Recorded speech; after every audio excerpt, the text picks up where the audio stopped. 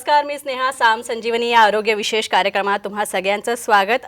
डोळ्यातील कृत्रिम भिंग म्हणजेच इंट्राऑक्युलर लेन्स या विषयावर आज आपण चर्चा करतोय आणि त्यासाठी आपल्या स्टुडिओत काही तज्ञ डॉक्टर सुद्धा आलेले आहेत. त्यांची ओळख आपण करून घेणार आहोत. मात्र MOSच्या या उपक्रमाविषयी आधी जाणून घेऊया. माननीय अध्यक्ष डॉक्टर जिग्नेश तासवाला यांच्या नेतृत्वाखाली महाराष्ट्र ऑप्थल्मॉलॉजिकल सोसायटी आणि त्यांच्या टीमने डोळ्यांच्या विविध सामान्य समस्यांबाबत आणि उत्तम नेत्र आरोग्य राखण्यासाठी, त्यांची काळजी घेण्यासाठी तसंच उपचार याविषयी सर्वांना माहिती देण्यासाठी टीव्हीवर MOS नेत्र विशेषज्ञांची टीम पाठवून लोकांच्या हितासाठी जनजागृती उपक्रम सुरू केलेला आहे. निरोगी आणि सर्वोत्कृष्ट दृष्टी हा डॉक्टर जिग्नेश तासवाला यांची यावर्षीची हीच थीम आहे.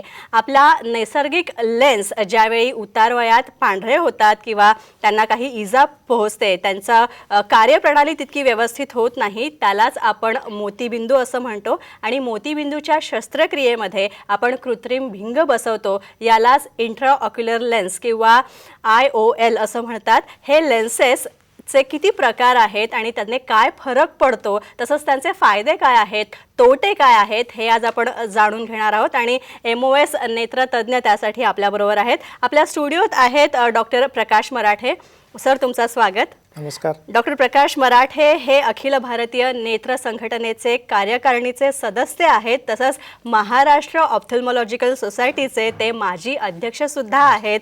तसंच आपल्याबरोबर आहेत दुसरे पाहुणे, ते म्हणजे डॉक्टर जगन्नाथ बोरामणी. डॉक्टर जगन्नाथ, तुमचं सुद्धा स्वागत.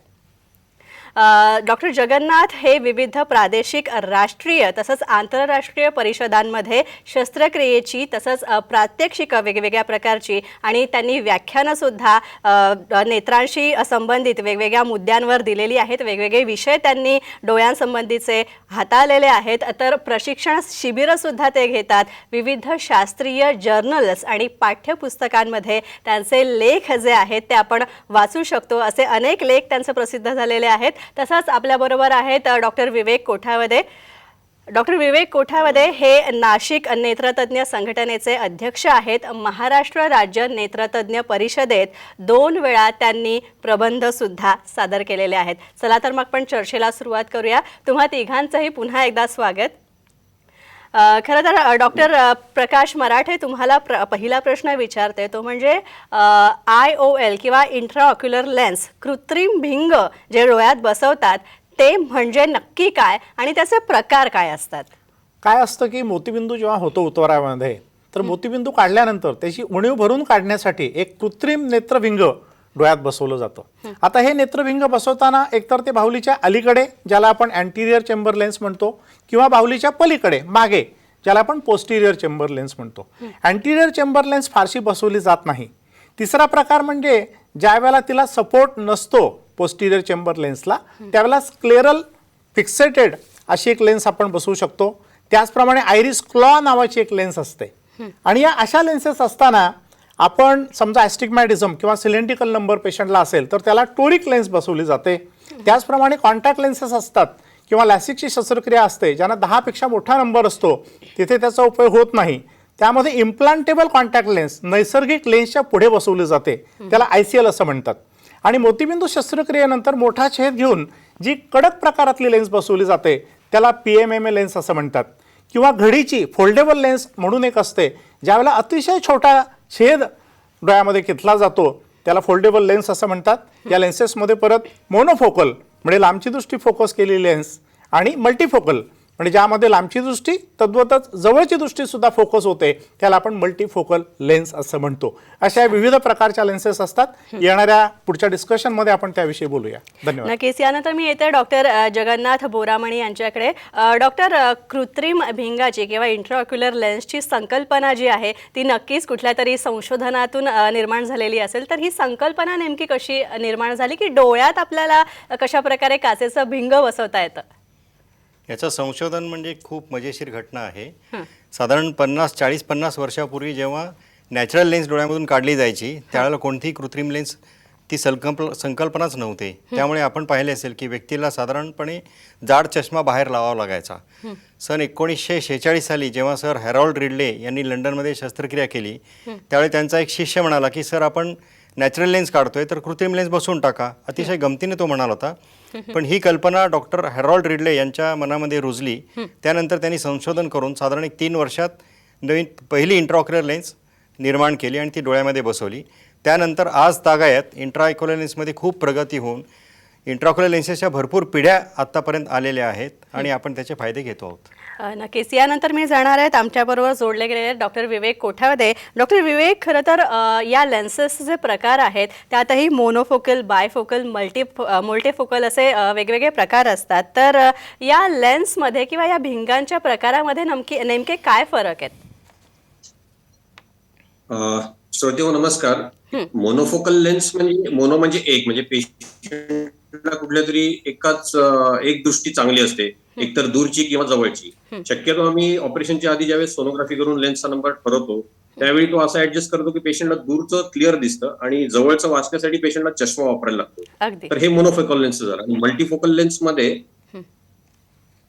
दूरचं तर दिसतंच पण जवळचं देखील चांगलं आणि क्लिअर दिसतं. त्याला वाचायला कम्प्युटरवर, मोबाईलला सुद्धा चष्मा लावायची गरज फारशी पडत नाही. फक्त जर कमी उजेड असेल एकदम किंवा खूप बारीक अक्षर असेल तर कधी कधी चष्मा वापरायची वेळ येऊ शकते. पण आमचा प्रयत्न हा असतो की त्याला पूर्ण चष्म्यापासून मुक्ती मिळावी. त्यामुळे मल्टीफोकल लेन्सचा तो एक फायदा आहे. अगदी. यानंतर येते मी डॉक्टर प्रकाश मराठे यांच्याकडे. डॉक्टर प्रकाश, खरं तर टोरिक लेन्स म्हणजे नेमकं काय असतो, हा प्रकार काय आहे, आणि दुसरी गोष्ट म्हणजे ही लेन्स डोळ्यात बसवल्याने ऑपरेशन नंतर काय फायदे होतात? आता बऱ्याचदा आपण जेव्हा चष्म्याचे नंबर ऐकतो त्यामध्ये एक शब्दरचना आपल्याला माहिती असते, स्पेरिकल आणि सिलेंड्रिकल. तर बऱ्याचशा लोकांना वाटतं सिलेंड्रिकल लेन्स म्हणजे काय. मग आम्ही सांगतो त्याला विशेषतः असा ॲक्सिस असतो. तर लोकांना सिलेंड्रिकल लेन्स म्हणजे जरा वेगळी लेन्स हे चष्म्याच्या निमित्ताने माहिती असतं. आता मोतीबिंदूचं ऑपरेशन करत असताना समजा आपण स्पेरिकल प्रकारातली लेन्स घातली तर सिलेंड्रिकल नंबर पेशंटला वरून चष्म्याच्या स्वरूपात द्यावा लागतो. तो द्यावा लागू नये म्हणून इंट्राऑक्युलर लेन्स अशी बनवलेली असते की एका विशिष्ट अक्षामध्ये, एका विशिष्ट ॲक्सिसमध्ये ज्या पेशंटला ॲस्टिग्मॅटिझम म्हणजे बुबुळाची वक्रता कमी जास्त आहे अशा प्रकारचा ॲक्सिस जर का त्याचा दुरुस्त करायचा असेल तर जी लेन्स टाकली जाते विशिष्ट ॲक्सिसमध्ये तिला आपण टोरिक लेन्स असं म्हणतो. आणि याचा उपयोग म्हणजे हा सिलेंड्रिकल नंबर त्यांनी घालवता येतो किंवा लागलाच तर कमी प्रमाणात येतो. अगदी अगदी. यानंतर मी येते डॉक्टर जगन्नाथ बोरामणी यांच्याकडे. डॉक्टर, पाचवा प्रश्न तुम्हाला विचारते तो म्हणजे असा की इडॉफ आणि ट्रायफोकल लेन्सचं विश्लेषण कशा प्रकारे करता येईल, या दोघांचं वैशिष्ट्य जे आहे ते काय आहे आणि त्यामुळे काय फायदे होतात? आत्ता डॉक्टर कोठावडे यांनी सांगितल्याप्रमाणे मल्टीफोकल लेन्समध्ये आपण चित्रात पाहिलं होतं की भरपूर रिंग्ज असतात. तर त्यातले काही रिंग्ज दूरचं फोकस करतात आणि त्यातले काही रिंग जवळचं फोकस करतात. परंतु या रिंग्जमुळे बऱ्याचदा पेशंटला आम्ही ज्याला ग्लेअर किंवा हॅलोज म्हणतो, जे डोळ्यांसमोर चमक येणे किंवा वलय दिसणे, हे प्रकार होऊ शकतात आणि त्याचा काही व्यक्तींना त्रास होतो. विशेषतः रात्री ड्रायव्हिंग करतात त्यांना खूपच त्रास होतो. तर असं संशोधन झालेलं आहे की समजा रिंग्ज आणि नसलेली एखादी मल्टीफोकल लेन्स करता येते का, तर त्यामध्ये काय करतात की रिंग्ज न घालताही त्या लेन्सची डेप्थ ऑफ फोकस वाढवतात. त्याला इडॉफ म्हणतात. इडॉफ म्हणजे एक्सटेंडेड डेप्थ ऑफ फोकस. तर यामुळे मग कसं लांबचं दिसू शकतं आणि मध्यम अंतरावरचं दिसू शकतं. फक्त जवळसाठी त्याला थोडासा चष्मा लागू शकतो.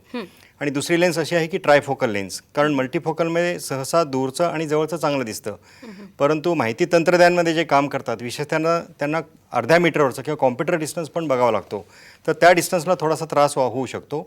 म्हणून ट्रायफोकलमध्ये असे रिंग्स घातलेले असतात की एक फोकस दूरचा असतो, एक मध्यम कॉम्प्युटरच्या डिस्टन्सचा असतो आणि दुसरा फोकस असतो तो जवळचा. हे 3 फोकस असतात म्हणून याला ट्रायफोकल लेन्स म्हटले जातात.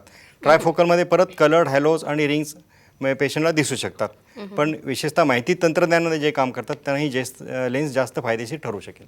अगदी. यानंतर मी जाते डॉक्टर विवेक कोठावडे यांच्याकडे. डॉक्टर विवेक, खरं तर फोकल लेन्सच्या संदर्भात बोलायचं झालं तर प्रत्येक पेशंट्समध्ये या लेन्सचा प्रकार वेगवेगळ्या पद्धतीने टाकता येतो का? म्हणजे त्या पेशंट्सची जी रिक्वायरमेंट असेल, त्यांच्या दृष्टीची जी गरज असेल त्याप्रमाणे टाकता येतात का, आणि कोणाला टाकता येत नाहीत या लेन्स? कारण मल्टीफोकल लेन्स टाकायच्या आधी पेशंट सिलेक्शन हे अत्यंत महत्वाचं असतं. तर सगळ्यात त्याचे जे ठळक काही साईड इफेक्ट्स आहेत ते म्हणजे जसं डॉक्टर बोरामणेंनी सांगितलं तसं कधी कधी पेशंट्सला अंधारामध्ये किंवा कमी उजेडामध्ये लाईटाच्या भोवती वलय दिसतात, ज्याला आम्ही हेलोज म्हणतो, किंवा कधी कधी तो लाईट स्प्रेड होतो किंवा पसरतो, त्याला आम्ही ग्लेअर म्हणतो. त्यामुळे ज्या लोकांना नाईट ड्रायव्हिंग जास्त करायचं असतं त्या पेशंट्समध्ये आम्ही हे लेन्सेस टाकत नाहीत. अजून काही पेशंट जे असतात ते खूप डिमांडिंग असतात किंवा ज्यांना खूप परफेक्ट सगळं विजन पाहिजे असतं, तर अशा पेशंट्सला पण आम्ही हे टाकायचं थोडंसं टाळतो. तिसरी गोष्ट म्हणजे बाहुलीची साईज जी आहे ती पण बऱ्याच वेळेस लक्षात घेतली जाते. अगदी. कारण लहान असेल बाहुलीची साईज, साधारण 3 मिलीमीटर पेक्षा कमी असेल, तर काही लेन्सेस काही कंपनीच्या टाकता येत नाही. पण आता नवीन जे तंत्रज्ञान आहे त्याच्यात ज्या लेन्सेस आल्या आहेत त्याच्यामध्ये आम्ही त्याला प्युपिल इंडिपेंडंट लेन्सेस म्हणतो. त्या लेन्सेसला बाहुलीच्या साईज मध्ये काही फरक पडत नाही. अगदी. चौथं म्हणजे काही पेशंटला काळ्या बुबुळाचे काही आजार असतात किंवा त्याच्यावर काही पांढरे डाग असतात काही वेगळ्या, तर अशा पेशंट्सला पण आम्ही हे लेन्सेस टाकत नाही. पाचवं म्हणजे काही मागच्या पडद्याचे काही आजार असतात पेशंट्सला, ज्याला रेटिनल प्रॉब्लेम्स आम्ही म्हणतो. तसे काही आजार असले तरी आम्ही हे लेन्सेस टाकत नाही. आणि ज्या पेशंट्सला खूप हेवी डायबिटीज असतो, कंट्रोल्ड नसतो, ज्यांना मागच्या दृष्टीपटलावर डायबिटीजमुळे डायबेटिक रेटिनोपॅथी नावाचा आजार असतो, तशा पेशंट्सला पण आम्ही हे लेन्सेस टाकत नाही. अगदी. धन्यवाद. अगदी. अगदी.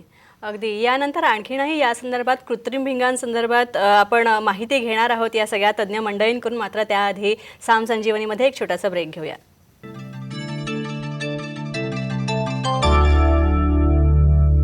साम संजीवनीमध्ये ब्रेकनंतर पुन्हा एकदा आपलं स्वागत. डोळ्यांमध्ये बसवण्यात येणारी कृत्रिम भिंग म्हणजेच इंट्राऑक्युलर लेन्स या विषयावर आज आपण चर्चा करतोय आणि आपल्याकडे 3 नेत्रतज्ञ आलेले आहेत. यानंतर मी जाते डॉक्टर प्रकाश मराठे यांच्याकडे. लेन्सचे डॉक्टर काही तोटे आहेत का, की तुम्ही जर कृत्रिम भिंग किंवा कृत्रिम लेन्सेस डोळ्यात बसवल्या तर त्याचे काही तोटे किंवा दुष्परिणाम होऊ शकतात का, किंवा रुग्णाला त्याचा काही त्रास होऊ शकतो का, आणि कृत्रिम भिंग किती वेळ टिकून राहतं किंवा त्याचा लाईफ स्पॅन काय असतो? खरं म्हणजे मोतीबिंदू शस्त्रक्रिया आपण अनेक शतकानुशतके ऐकायला मिळते सुश्रुतांच्या काळापासून.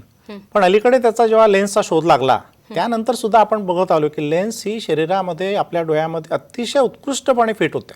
म्हणजे आपण जो प्रश्न विचारलात की लेन्सचा साधारणतः किती वर्ष टिकते किंवा आयुष्यभर टिकते थोडक्यात, आणि जेव्हा लेन्स खराब होते असं आपण म्हणतो तर तशा पद्धतीने ती खराब होत नसते. मग तिने काही प्रॉब्लेम निर्माण होतात का, काही तोटे किंवा दुष्परिणाम होतात का, अगदी. तर त्यातलं पहिलं म्हणजे काही अपवादात्मक केसेसमध्ये ती स्वीकारार्ह राहत नाही शरीरामध्ये. काही वेळेला बाहुलीला सूज येऊ शकते काही केसेसमध्ये. काही केसेसमध्ये एंडोथिलियम म्हणजे आपलं जी बुबुळ आहे त्यातला जो आतला थर आहे त्याच्या पेशींना डॅमेज होऊ शकतो. काही वेळेला मार लागला तर लेन्स तिच्या जागेवरून सटकू शकते, निसटू शकते. काही अपवादात्मक केसेसमध्ये इन्फेक्शन होऊ शकतं. पण आपण ढोबळमानाने जर विचार केला तर सर्वसाधारणपणे लेन्स ही शरीरामध्ये अतिशय चांगल्या पद्धतीने स्वीकारली जाते, आपल्या डोळ्यामध्ये ती आयुष्यभर राहते आणि आपल्याला अतिशय चांगलं दिसतं. मगाशी मी सांगितलेले दुष्परिणाम किंवा तोटे असतात पण ते फारच अपवादात्मक असतात. त्यामुळे रुग्णांनी अजिबात त्याबद्दल काळजी करू नये. म्हणजे अगदी आपण असं म्हणता येईल डॉक्टर की व्यक्तिपरत्वे परिणाम जे आहेत किंवा त्रासाची पातळी जी आहे ती वेगवेगळी असू शकते. अगदी. अगदी. यानंतर मी जाते डॉक्टर जगन्नाथ बोरामणी यांच्याकडे. डॉक्टर जगन्नाथ, ज्याप्रमाणे चष्म्यांमध्ये प्रोग्रेसिव्ह लेन्सेसचा प्रकार असतो तर या लेन्सेसच्या प्रकारानुसार IOL मध्ये सुद्धा काही प्रकार असतात का? IOL मध्ये आपण बघितलं की मल्टीफोकल, मोनोफोकल असे मेनली प्रकार आहेत. जास्त करून आता आपण फोल्डेबल लेन्सेस डोळ्यामध्ये टाकत असतो आणि या लेन्सला सहसा काही दुष्परिणाम होत नाही. पण आता नवीन प्रकार एक असा आलेला आहे की मगाशी डॉक्टर कोठावडे यांनी सांगितलं की मल्टीफोकल लेन्समध्ये काही दुष्परिणाम आहेत की फक्त हॅलोज आणि रिंग ग्लेअर दिसतं, कारण भरपूर रिंग्ज असतात. आणि इड ऑफ लेन्समध्ये रिंग्ज नसतात, परंतु इड ऑफ लेन्समध्ये दूरचं आणि इंटरमिडिएट असं दिसू शकतं. तर इडी ऑफ लेन्स जर आपण डोळ्यामध्ये घातली तर त्याच्यामध्ये दोन्ही डोळ्यामध्ये थोडीशी तडजोड करावी लागते. एका डोळ्यामध्ये अशी इडी ऑफ लेन्स घालावं लागेल की दूरचं आणि इंटरमिडिएट कॉम्प्युटरचा डिस्टन्सपर्यंत दिसू शकतं, आणि दुसऱ्या डोळ्यामध्ये अशी लेन्स आपण घालू शकतो की साधारण मध्यम डिस्टन्स आणि जवळचं कव्हर होतं, जेणेकरून दोन्ही डोळ्यामध्ये जे लेन्स असेल तर पेशंटला साधारण दूरपासून ते जवळपर्यंत दिसू शकतं. तर इड ऑफमध्ये रिंगमुळे जे तोटे असतात ते तोटे होत नाहीत, परंतु थोडीशी तडजोड दोन्ही डोळ्यामध्ये करावी लागते, का तर पूर्ण लांबपासून ते जवळपर्यंत त्याच्यामध्ये फोकस येऊ शकत नाही. आता आपण बघितलं की गेली अनेक वर्ष आपण चष्म्यामध्ये प्रोग्रेसिव्ह लेन्स असतो. प्रोग्रेसिव्ह लेन्समध्ये कंटिन्युअसली पॉवर लेन्सची बदलत जाते आणि मध्ये आपल्याला ती लाईन पण दिसत नाही. बायफोकलमध्ये एखादी लाईन असते, दूरचा आणि जवळचा सेगमेंट वेगळा असतो. प्रोग्रेसिव्हमध्ये वरतून खालपर्यंत नंबर प्रोग्रेसिव्हली वाढत जातो. अगदी. तर वर्षानुवर्षे ही प्रोग्रेसिव्ह लेन्स चष्म्यामध्ये आहे. मग इंट्रॉक्युलर लेन्समध्ये अशी लेन्स का बनवता येत नाही? तर ते बनवणं खूप कठीण जातं, कारण लेन्ससाठी आपण साधारण लेथ कटिंग टेक्नॉलॉजी, ज्याप्रमाणे कुंभार आपल्या चाकावरती तो रेत कटिंग करतो सर्क्युलर, तसं ती करावं लागते. प्रोग्रेसिव्हमध्ये तसं करता येत नाही. परंतु मी अतिशय अभिमानाने सांगू शकतो की आता काही भारतीय नेत्रतज्ञांनी हे संशोधन केलेलं आहे आणि याचं डिझाईन बनवलं आहे की कशा प्रकारची प्रोग्रेसिव्ह लेन्स डोळ्यामध्ये टाकली की पेशंटना पूर्ण लांबपासून ते जवळपर्यंत दिसू शकतं. तर याला पॉलिफोकल किंवा प्रोग्रेसिव्ह लेन्स म्हणतात. पण ही मॅन्युफॅक्चर कशी करायची?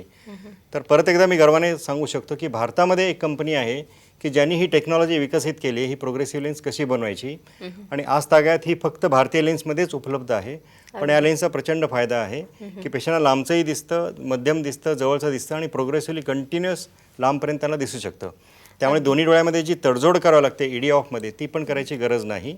आणि मगाशी डॉक्टर कोथावडेंनी सांगितलं की नाईट ड्रायव्हर्सना, डायबेटिक्सना मल्टीफोकल टाकता येत नाही किंवा प्युपिल साईज वेगळा असेल, कमी जास्त असेल, डोळ्याचे काही विशिष्ट अँगल असतात, हे काही कॉन्ट्राइंडिकेशन्स आहेत. पण हे सर्व कॉन्ट्राइंडिकेशन या प्रोग्रेसिव्ह लेन्समध्ये जवळजवळ नाही आहे. तर प्रोग्रेसिव्ह लेन्स जवळजवळ नॅचरल लेन्ससारखीच नजर देते आणि जवळजवळ सर्वांनाच वापरता येते. अगदी. यानंतर मी जाते डॉक्टर विवेक कोठावडे यांच्याकडे. डॉक्टर विवेक, खरं तर कृत्रिम भिंगांना घेऊन बऱ्याच संकल्पना ज्या आहेत किंवा शंका ज्या असतात त्या रुग्णांच्या मनात असतात की ती कृत्रिम लेन्स किंवा ते भिंग आपल्या डोळ्यात बसवण्याआधी ते साफ तर करावं लागणार नाही ना, किंवा बसवल्यानंतर मला आणखी दुसरा काही त्रास होणार नाही ना, किंवा ते भिंग जर एकदा आपण बसवलं कृत्रिम भिंग तर ते साफ करायचं कसं, ते साफ तर करावं लागणार नाही ना, पुन्हा आणखी काही ट्रीटमेंट असेल का यानंतरची, किंवा मेंटेनन्सच्या दृष्टीने काही ट्रीटमेंट असेल का, तर त्या संदर्भात काय सांगाल? पहिली गोष्ट तर बऱ्याच लोकांचा थोडासा गैरसमज होतो. आपण जो आज या चर्चा करतो आहे ती इंट्राऑक्युलर लेन्सेस बद्दल करतो आहोत. म्हणजे हे लेन्स आम्ही ऑपरेशन करून डोळ्यामध्ये परमनंट फिक्स करतो. ते नंतर आपल्याला काढता पण येत नाही आणि काढायची गरज पण नसते किंवा ते स्वच्छ करायची पण अजिबात गरज नसते. याच्या अगेन्स्ट आपण जे जनरली लोकांना वाटतं ते आपण कॉन्टॅक्ट लेन्स असतात, ज्या आपण काळ्या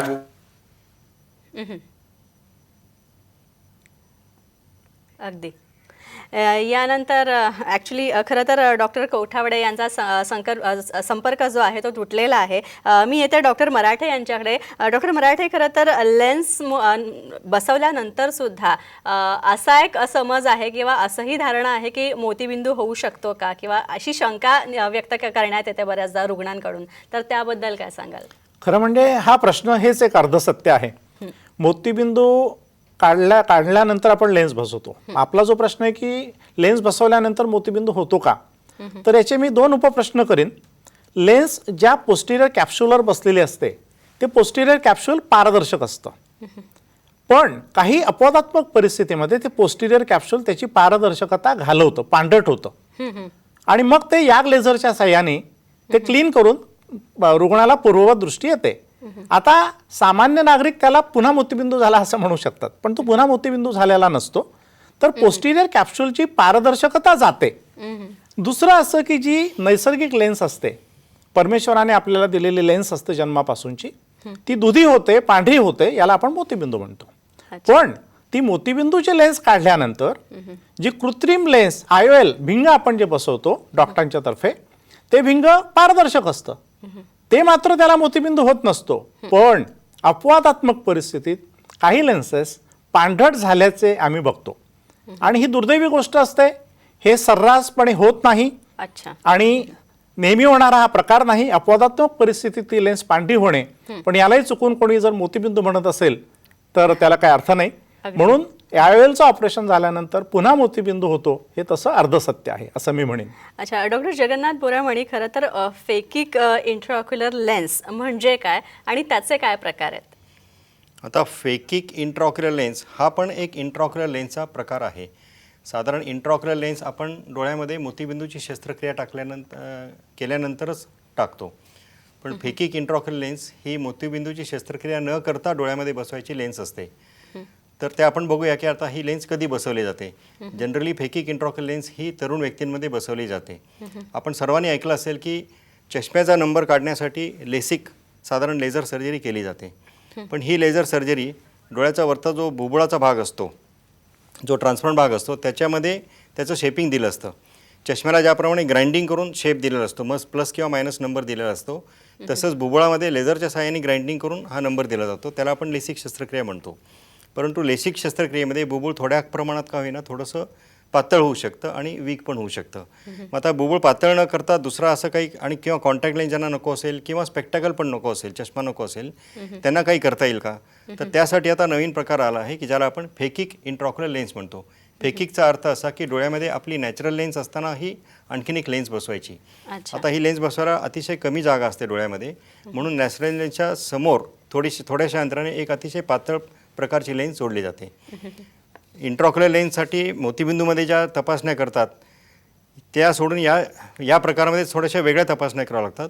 कारण डोळ्यांचे मेजरमेंट्स अतिशय परफेक्ट सहाय्याने करून ही लेन्स मेड टू ऑर्डर बनवावी लागते. इंट्रॉक्युलर लेन्स ही मेड टू ऑर्डर नसते, पण फेकिक आयओल ही मेड टू ऑर्डर असते. प्रत्येकाच्या बुबुळाचा माप घेऊन अतिशय मायक्रॉन त्याचे माप घेऊन ही लेन्स बसवता येते. आणि ही लेन्स अशी बसवावी लागेल ती नॅचरल लेन्सला अजिबात स्पर्श करता कामा नये. अदरवाईज या व्यक्तीला कधीकधी 1 ते 2% लोकांमध्ये मोतीबिंदू होऊ शकतो. नाहीतर मग हे कॉर्नियाला टच न करता ही अतिशय सुंदर संकल्पना आहे. आणि विशेषतः ज्या व्यक्तींचे नंबर खूप जाड असतात, -9, 10च्या पुढे असतो, त्यांना फेकिक इंट्रॉक्युलर लेन्स बसवता येते. आणि या व्यक्तीला जर मोतीबिंदू झाला आयुष्यामध्ये उतार वयामध्ये, त्यावेळेला नॅचरल लेन्स पण काढावी लागेल, ही लेन्स पण काढावी लागेल आणि मग परत इंट्रॉक्युलर लेन्स दुसरी बसवावी लागेल. नक्कीच डॉक्टर जगन्नाथ, यानंतर खरं तर आपल्याकडे आणखी प्रश्न आहेत, मात्र वेळेअभावी आपण ते घेऊ शकत नाही आहे. तुम्ही तिघे इथे आलात त्याबद्दल तुमचे खूप खूप आभार. तर महाराष्ट्र ऑप्थल्मॉलॉजिकल सोसायटीचे डॉक्टर प्रकाश मराठे, डॉक्टर जगन्नाथ बोरामणी आणि डॉक्टर विवेक कोठावडे आपल्याबरोबर होते. कृत्रिम भिंगाविषयी, डोळ्यात बसवण्यात येणाऱ्या कृत्रिम भिंगाविषयी आपण चर्चा केली. बरीच चांगली माहिती आपल्याला मिळाली. तुम्ही तिघे इथे आलात आणि आमच्याशी याविषयी चर्चा केली, त्याबद्दल खूप खूप आभार. धन्यवाद. यानंतर साम संजीवनीमध्ये इथेच थांबतोय. पुन्हा भेटूया नवीन तज्ज्ञांसह आणि नवीन विषयांसह. तोपर्यंत नमस्कार.